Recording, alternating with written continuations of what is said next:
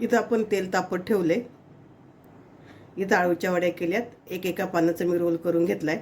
तो आता मधोमध मी कट करणार आहे आणि तळून घेणार आहे तेलात. इथे आपण वड्या कापून घेतल्या.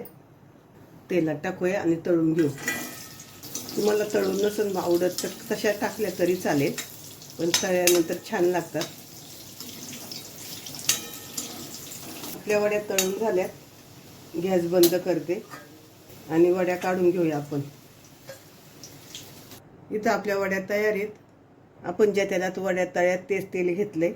त्यामध्ये आपला घरचा मसाला, मिसळ मसाला, धनिया पावडर, हिंग, काश्मीरी लाल मिरची पावडर सगळं मिक्स करून घेऊ.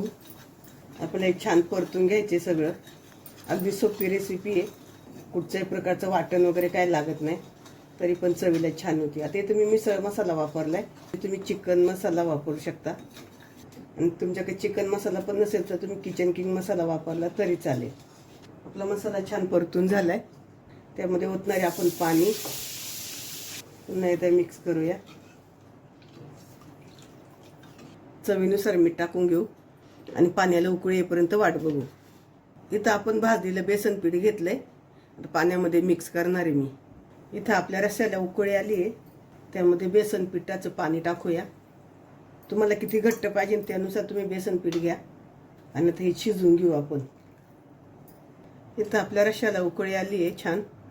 त्यामध्ये आपण तळलेल्या आळूच्या वड्या टाकूया. आता हे शिजवायची गरज नाही. एक उकळी आली का आपल्या आळूच्या वड्यांचं कालवण तयार. इथं आपल्या आळूच्या वड्यांचा रस्सा तयार झालाय. गॅस बंद करूया आणि थोडीशी कोथिंबीर वरतून टाकू. ते सुंदर घट्ट झाले बघा कालवण बेसन पिठामुळं. खोबऱ्या कांद्याचं वाटण्याचा कंटाळा आला असेल याच्यात नक्की एकदा करून बघा.